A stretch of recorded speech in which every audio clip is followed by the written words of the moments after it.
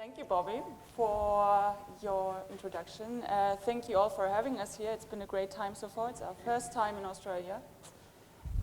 We've enjoyed it so far, but we're still hoping to get back to Germany. But you never know with Corona and everything. Like Bobby said, everything's shutting down, bars are closed, restaurants are still open, schools are closed, like from next week. Universities, the start is pushed back after the Easter holidays, I think, so we might have more vacation or even quarantine at home. So yeah, we wanted to show you today which place we might be stuck for the next couple of weeks, which is, as Bobby already mentioned, Stuttgart, which is the state capital. So Germany has 16 federal states. And Stuttgart is actually the state capital of Baden-Württemberg, which is in the southwest of the country. And it has a few peculiarities. So it comprises of 23 urban districts, about 614,000 inhabitants. This number increased in the last 5 years by about 3.5%. The majority of the inhabitants lives not in the central districts, but outside, because the center of Stuttgart is actually based in a geographical basin, so the growth of the center is kind of limited by the surrounding slopes. And all these aspects result in a very high density and only a few open spaces within the center. Also, those are a few images which are quite common in Stuttgart. After the Second World War, Stuttgart was rebuilt in a modernist way in the fashion of a car-friendly city. So everything was built for the motorized traffic. So we would have up to 6-lane federal highways cutting through the already dense city center. We would have 3-story traffic structures, like you would have a big crossing on the ground and then like car tunnels underground, and even below that subway lines crossing. So it's a bit of a mess. And as you might also know, we have 2 big players, automobile players, based in Stuttgart. We have Mercedes and Porsche, which means that like the planning didn't really change over the last years. Everything was still in favor of the automobile industry, because of course you need people working there and those people are living in the city, so everything is somehow kind of connected. And as many other cities, the public space is being more and more commercialized. You can't stay anywhere without having a coffee, having to pay. And since housing and open spaces are being privatized progressively, there's really a lack of inner city spaces where it's not compulsory or where consumption is not compulsory. So the question is, where are the gaps? Where are the spaces that might be used in a better way for all of the inhabitants?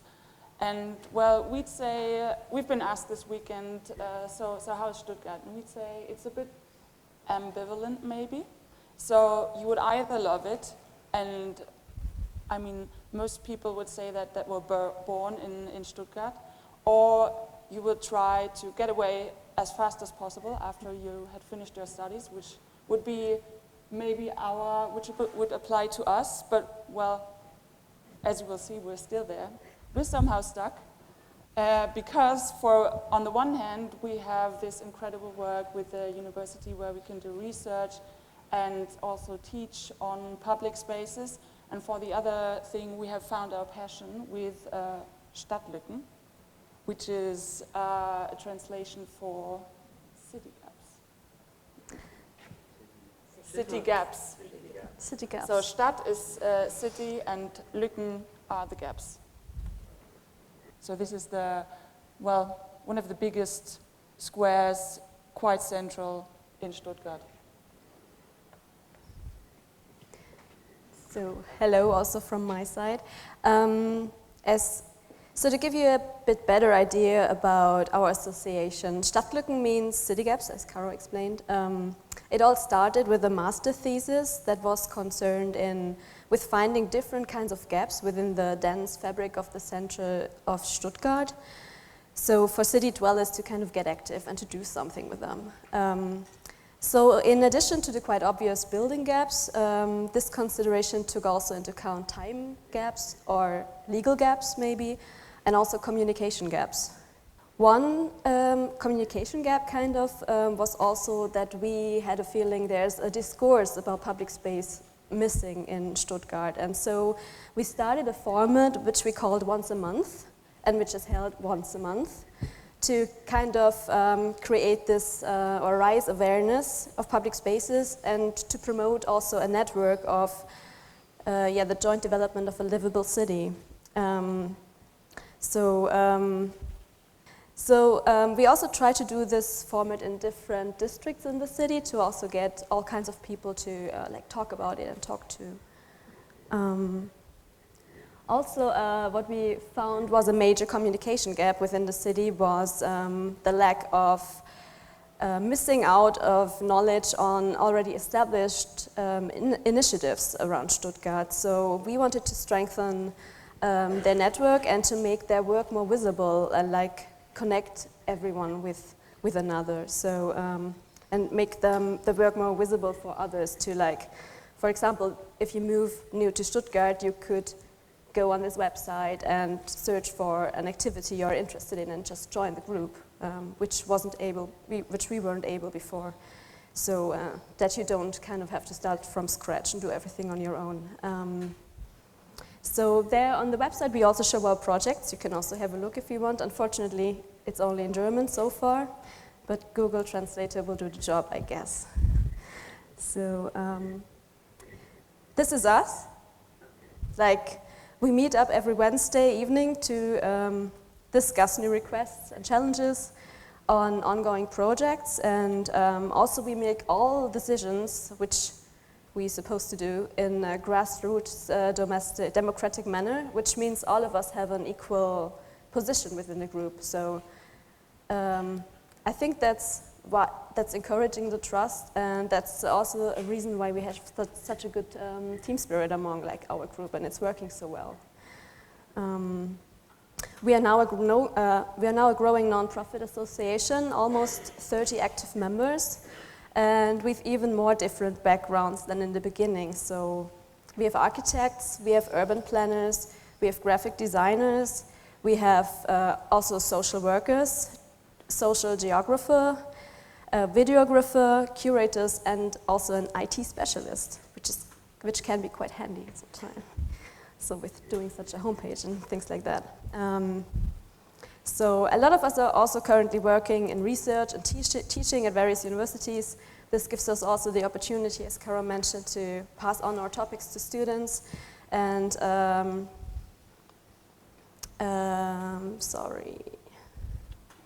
And to get the younger generation to join us, because we are all going to be old at some point. Yeah, we're already thinking about that. Well, yeah, it's always good to have young blood. So what we also do is raise a lot of questions. This is the general thing we are doing, or we started all about, because it's more about getting people to think themselves about the importance of the topic and about possible answers themselves, rather than telling anyone what they should do or are supposed to do. So yeah, of course, our main project, which we're going to introduce to you now, also started with a question. So here you can see a parking lot. We stumbled upon this space within one of our monthly discussions once a month, where a lot of people came to us and said, do something about this place. It's so central and it's so not fully occupied. You cheaper parking lots around and stuff like this. So you could do and start there doing something. So, and it's also a residual space, not necessarily beautiful, but rather inconspicuous and maybe therefore not evicting yet to speculation. So this place was hardly noticed by anyone until like one peculiar day we started our project there with a little souvenir shop opening its swinging door. So the question we raised was, where is this Österreichischer Platz anyway? So passers-by would stop irritated and ask themselves the very same questions. Yeah, right, where is this place anyway? So most of them didn't really know about it. So the shop was kind of selling souvenirs from a place that actually did not exist. We created all kinds of souvenirs, like kind of related also to the space. We had fan scarves, we had bottle opener, we had lighters, and postcards from the Österreichische Platz. We had also bags. I brought one. Normally we would all wear our scarves, but we didn't bring them because we didn't expect it to be that chilly. I would love to have my scarf now. So yeah, and we handed them out on a donation basis because we weren't supposed to sell anything, so that was the thing. And we also did like a digital analog participation thing. We always tried to encourage more like the combination of the both things. So there we raised more questions. So for example, what's happening under the Paulinenbrücke, which is the name of the bridge? Or how can this place be put to better use? So participants could either write down their opinions on wooden boards, which you can see like here, or they could vote for their favorite idea on, we had idea cards with ideas on it, or also wild cards where they could draw something on or write something down, and then just scan it, and it would be put up on a website with their vote like immediately, and it was also like projected in the place. Maybe a fun fact is that in the end, the skate park, as you can see, got a lot of votes because there's a big skating community and they got all their friends to vote online. We should also take that into account in the future. That's what social media is doing. So, but simultaneously, we displayed also all the results in an exhibition in a town hall. And coincidentally, that happened on the building mayor's floor, so he was quite informed on what's going on, like, in time on this place. The whole intervention was actually not all about giving answers, but about showing possibilities. It's like, therefore, we had an accompanying program to test small-scale alternative uses within the 2 weeks we were there. Apart from a few framework points we had set, it was developed and implemented spontaneously by interested parties. So, for instance, we had a concert, we had a puppet theater, and we had a light installation called Visual Piano from an artist from Stuttgart. So, after the 2-week intervention on site, we had like many new insights, ideas, and a lot of media attention, deriving also from the long history of unsuccessful projects on the site, and also a lack of ideas kind of from the city side. And on the other hand, it's prime location, but because in Stuttgart, because it's so dense, it's all about like location. So inside the very city center. So people were starting to imagine something there, because we created these pictures somehow, and they got printed by the media. So, and it's also very interesting, it's especially interesting because of the general setting of the space, which I want to tell you something more about, like also history-wise. So the Österreichische Platz, as already mentioned, is actually no place at all. It is a junction. So to locate this, our little souvenir shop was placed over there, and this is the Österreichische Platz. So it's kind of this big hole, which is a traffic structure, orders the traffic flow on several levels, and one of these levels is the bridge. So yeah, under which the car lock is located. So yeah. We have also it was a very dialectical space with many different groups of interest. So there's the St. Mary Church on this side, which is the biggest Catholic, biggest remaining Catholic active church in Stuttgart. We have a new open shopping center on the other side, which you can see on the up. And we also have this huge complex where a lot of bureaus are situated in it, and it also has, I think, a sports center on the ground. We have a school next to the church, so also school children are there.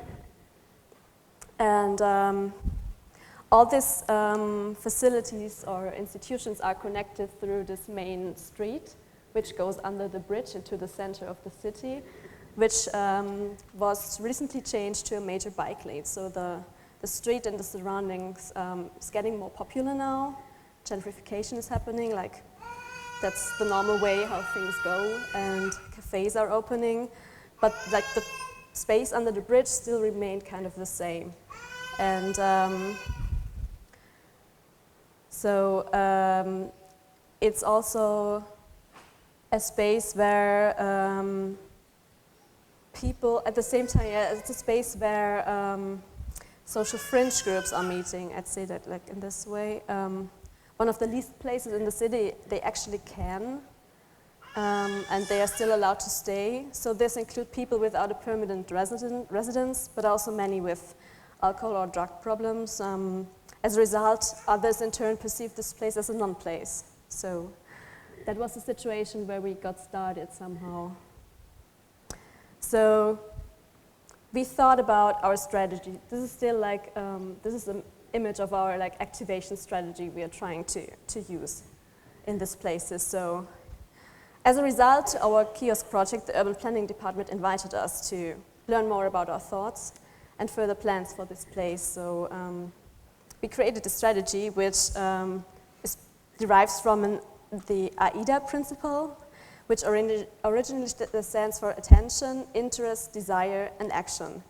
So we adapted this principle for our purposes. To activate a gap first, you have to create attention, which we already kind of got with the setting up of the kiosk and appearing. That already brought back the Österreichische Platz onto the picture for many people. You then have to get people interested, which also worked by showing them different possibilities of uses they could do there. Then communicate your agenda, which we were able to do in conversations while this 2 weeks intervention was happening.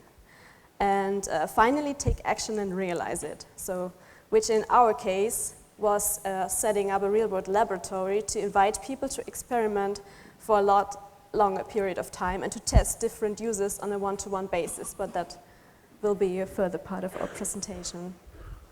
So finally, the local council, we were finally able to convince the Urban Planning Department as well as the council, also due to the success of this kiosk project. And this in the end of 2017 culminated in a non-party motion to terminate the lease with the parking firm that was holding the parking lot for a long time, or maintaining the parking lot. And with that, the council also awarded us a total amount of 80K in project funds for 2 years. So, we never really thought this would happen, but it happened anyway. And now that meant that we could start planning. And we decided to proceed peu à peu, or little by little. Because on the one hand, it was like you could already see it was a really big space. We didn't have any experience. We were doing everything, learning by doing, basically.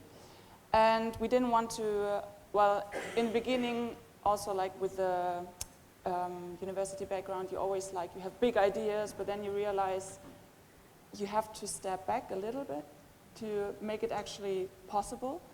So that's what we did. And we decided, so this is a plan of the space under the bridge, so you can see all that's colored would actually be the whole space we would have been able to occupy during those 2 years. But we decided to only take the upper part, the yellow one, because it was close to the street, So there were many pedestrians that would see what we were doing there, and we could get a lot of attention. And the blue one would be optional. If we needed more space, we could have it. And then the red one, due to renovations they were doing on the bridge, we couldn't be there anyway. So, well, we said we'd postpone it with, well, whatever happened after those 2 years.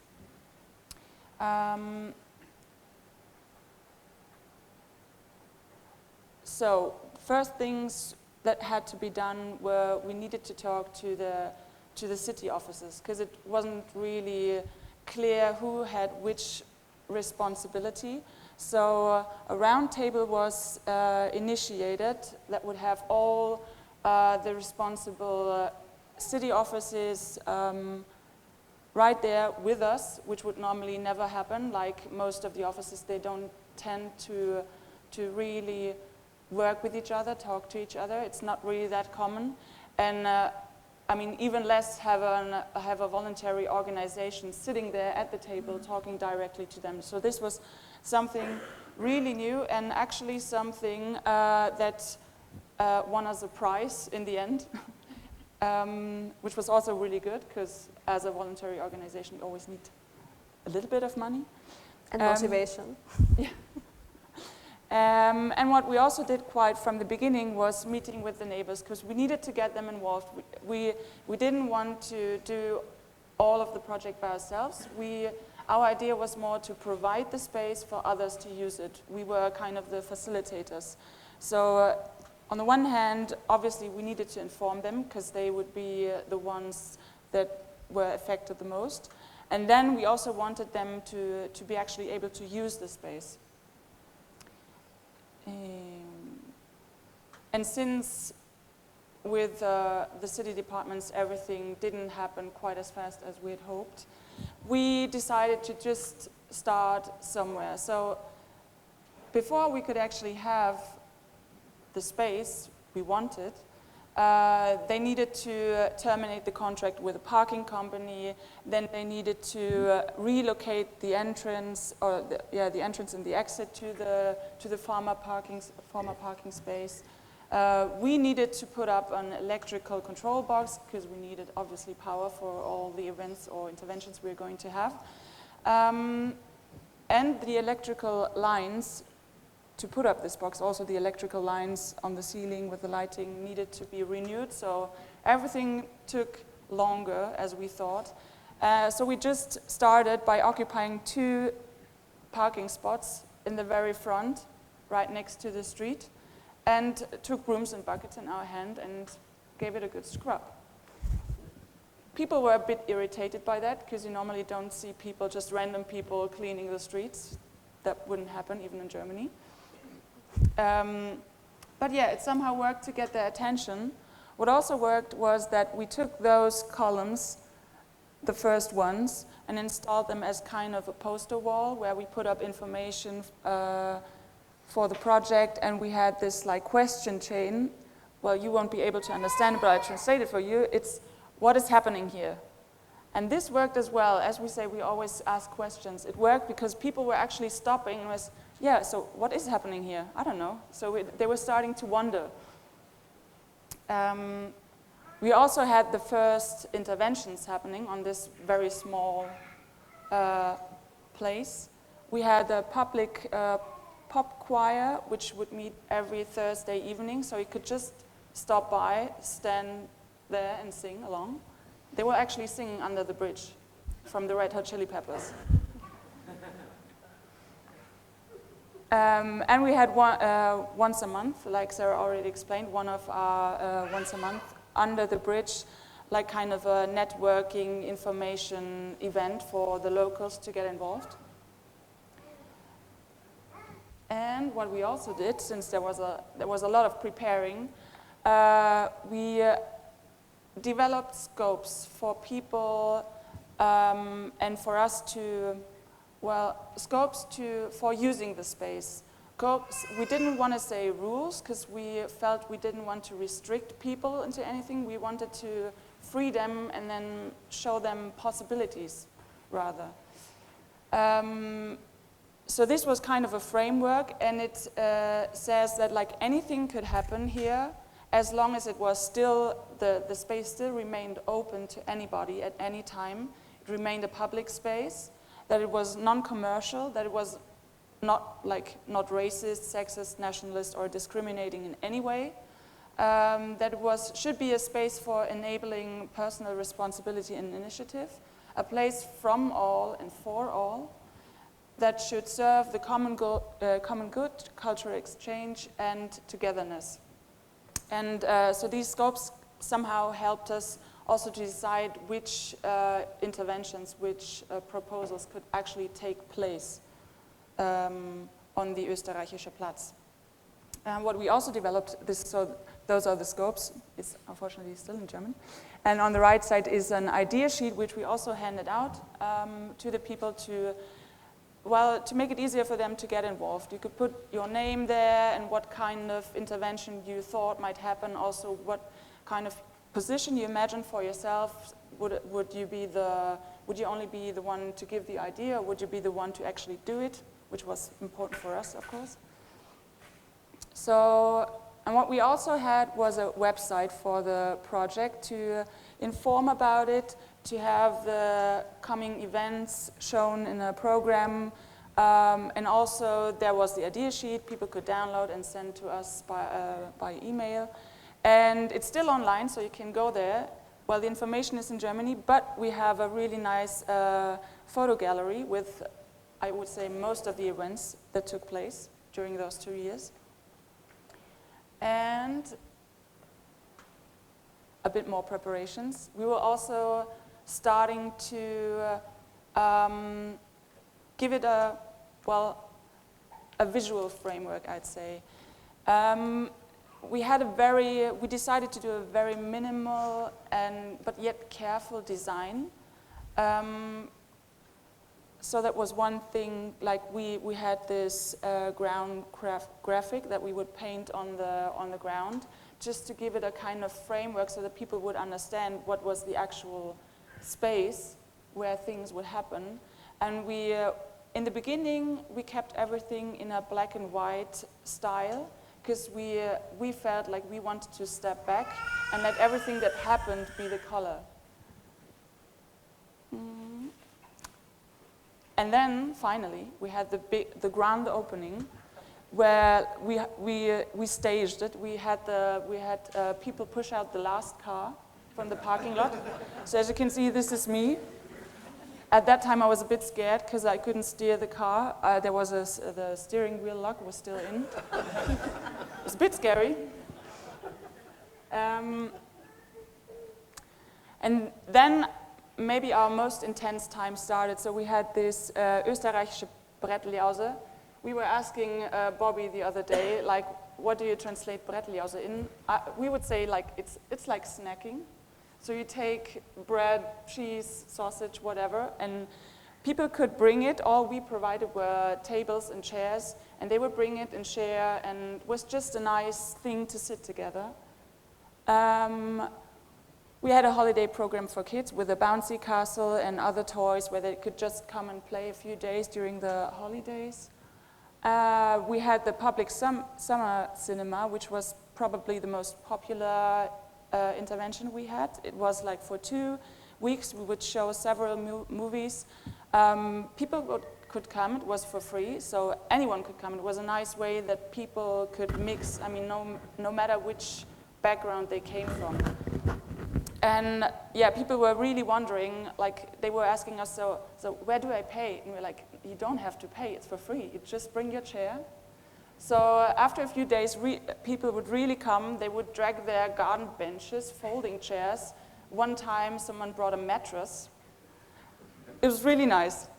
And it was actually also a cooperation between the local art house cinema and movie rental. And we had also graphic students from the Arts University to design us posters for every movie we were showing. This is something we did as well, Qigong, which was a bit hard to do since you had like the bridge on top of you with the trucks going over your head all the time, so somehow still needed to concentrate on your inner energy it was just a nice experience, a different experience. We had a dance performance and an audio walk with a theater collective. We had the ending of the critical mass twice, this is kind of a bike protest which is happening every first Friday in Stuttgart of the month. Yeah, what did I say? We had a plant exchange fair where you could bring your seedlings, a housing discussion where we had professors, politicians, and it's a bit a long story. We have an international building exhibition happening in Stuttgart right now, and this is the curator sitting there, deep in reflection. And that all happened in a housing-themed week, so we would have a tiny house, you could see it back there, was quite popular, and a housing installation from a student collective. We had a fairy tale dinner, which was initiated by us, so we invited neighbors, professors, artists, and they would all come together and write this fairy tale future story for the Österreichischer Platz. And we were serving fairy tale themed food in between. And all this happened and quite took some energy. So after the first year, we needed a time to reflect, because everything's just happening, you're just reacting. You need some time to reflect and think about, okay, so what worked, what didn't work, what should we change? And luckily, Germany, as you know, is not that warm in winter, so we had time. There was nothing happening outside. And well, for one thing, we met with the neighbors, and obviously noise and toilets were a problem, which might be the case in any project. So we needed to deal with these problems, but also... Yeah, so that was also the case why we thought there's a need for a groundskeeper kind of on the place. Someone who would be there as a contact person, a face people knew and could talk to. So we moved the shed we had to the very front and installed a coffee place there for Marco. He's not there, right? It's Feli, but like right, he's on the poster. So the poster basically says, when Marco is here, there's coffee. So to recognize him. And he was doing that normally like every Thursday afternoon, and people were coming and just like chatting to him and getting into conversation about what was happening here. We also had a feeling like in the second year we wanted to change a bit more about the design of the place, so that kind of moved more into our focus, and something that could also would still be there after our experiment was over. So we initiated an open call for artists and received a variety of ideas to design the bridge ceiling. So one of two artists from Stuttgart was finally implemented, that you can see here on the left side. It's a drawing kind of 3 different components, where when you add red, green or blue LED lights, only one pattern would show, as a light installation kind of thing. In the second year we also had 2 bigger projects. One of it was called Urban Shelf, which was a student group from the University of Stuttgart, because as Carol told before, through our engagement and research, teaching as assistants at different universities, students got also very interested in the place we were maintaining and wanted to realize a project there. So in a seminar on topic of real experiments, one of the groups designed and built an urban furniture, which provided a lockable e-bike station, an extendable kitchenette, a food sharing station, and an informal sleeping place for homeless people, which was standing there for 6 weeks. So the so-called Urban Shelf, as I mentioned, was there for 6 weeks and was supervised by the student group, and other initiatives also hatched on, kind of. There were food savers, responsible for the hygienic standards of the fridges. Another initiative called Common Kitchens, which you can see here, was cooking once a week for all the people who were interested. And a mobile medical unit also stopped by, handing out coffee and medical drug kits. So that project was also very controversial, as it made many of the basic problems of the space visible, as a consumption of alcohol, drug dealing, and garbage, and as we would say, wild peeing. That's the direct translation from German. So all these problems seemed to increase during that time period. So it was therefore no surprise that we got more and more complaints from neighbors also, and other people felt more and more uncomfortable like visiting the place. So the question arose, who has more right to be there? The other big project we had was a bouldering area. So during the second summer, the space was getting more and more occupied. After 1 year of planning, then meeting up with the responsible city officers and changing the planning again finally, the boulder, how do we call it in English? The boulder rock. The boulder rock, yeah. Finally was standing there. This could only happen by the effort of a female architect and passionate climber who had the idea very early on, and one of our members who managed all the security and insurance issues. And a lot of volunteers who actually helped to build it on the spot. So this was a really long process of going back and forth, kind of. Normally a facility like this would have to be closed up, if not supervised, in order to avoid people getting hurt. After 1 year of arguing, we managed to get the garden and cemetery building department to agree on insuring the boulder rock under a special kind of playground rule, so that it could be accessible at all times. So, however, just after the construction was finished, the department kind of backed out of the deal. So they got cold feet, kind of all the security issues. So the city, who should have been responsible for this public facility, played the ball back to us. Luckily, in the end, we were able to top up our own insurance to solve the problem. Otherwise, we just had to destruct everything and yeah. Or close it up when we were not there. Yeah. So, which was not possible, maintaining on a voluntary basis. We also then in October had a big closing event where we invited several artists and bands for a final show-off. So, to talk about more of the resume, so what do you actually need to maintain such a space? So, we think, first of all, we need a special general permit, which we did develop together with the Public Order Office and the Roundtable. This was also a major concession on their part, as each person is kind of individually responsible for their decision, and saved us and the administration bureaucracy and thus time. So it also enabled us to spontaneously try out the best ideas on a very short notice, compared to up to 3 months for a standard permit, which normally takes, yeah. Also, a precondition for signing the lease in the first place was a liability insurance.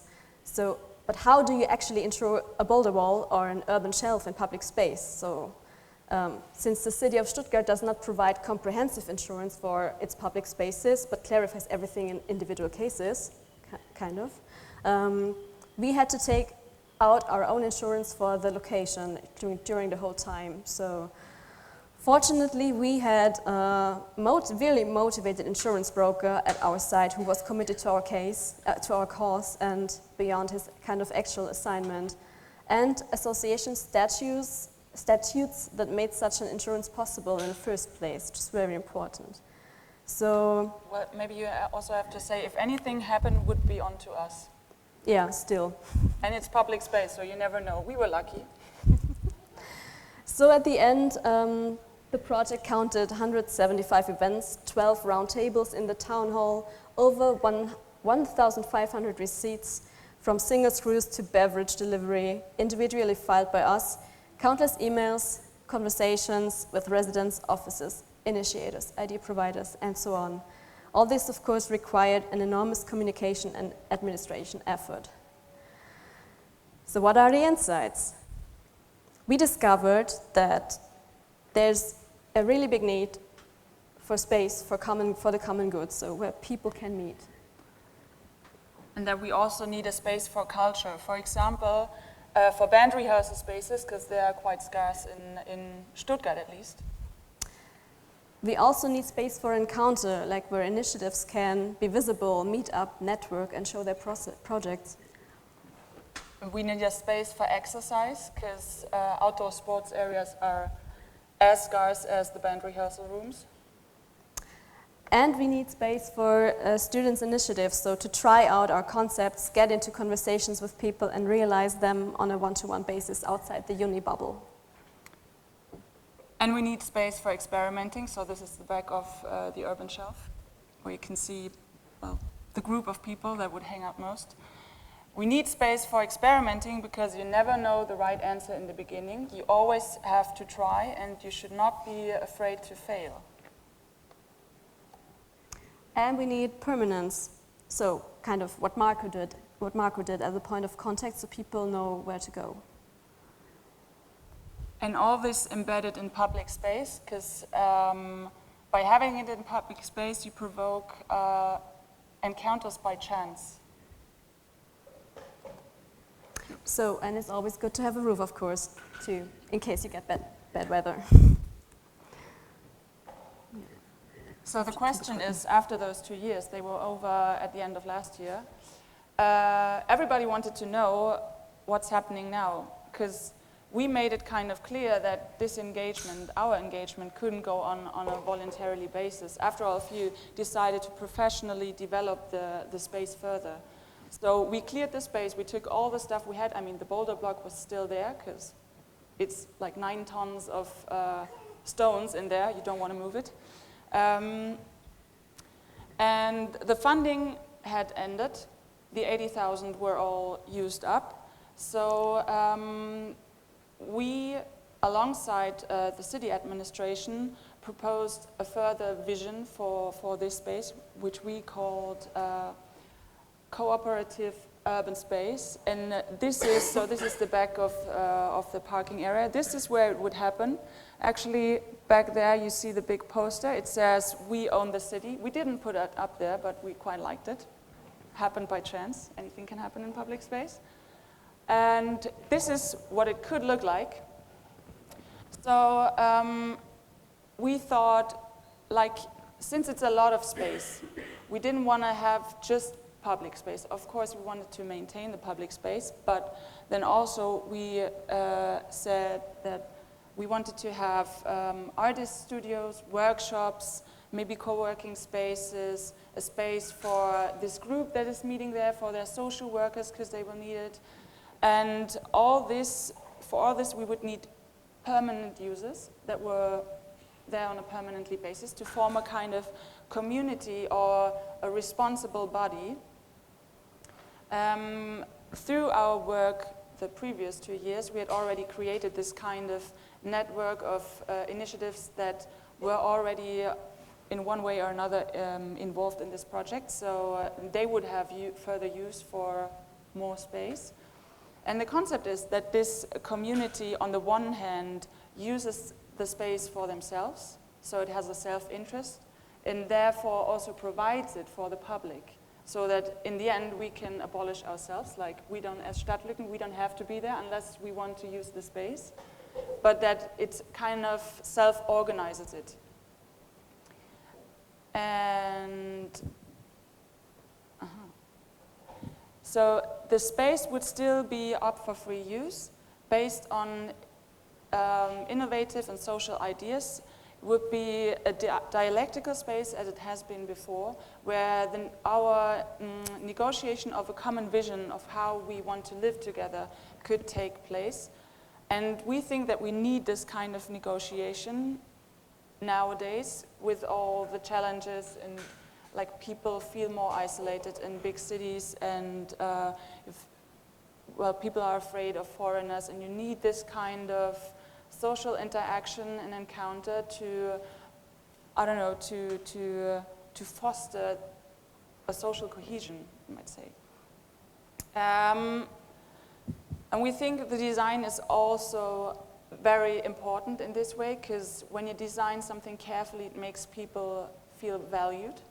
So, but then the thing is, what we also discovered is you still need to maintain the gaps. You still need to make the people feel that they can adapt and add something themselves.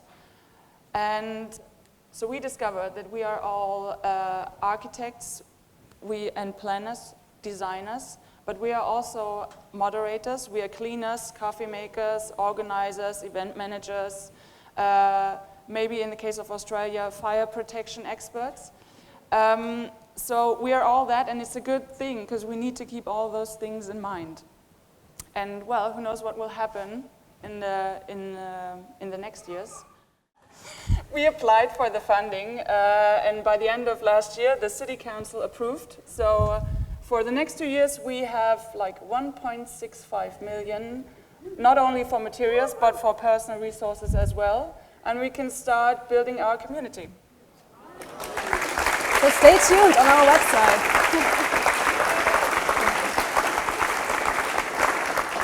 Thank you. Thank you so much. With the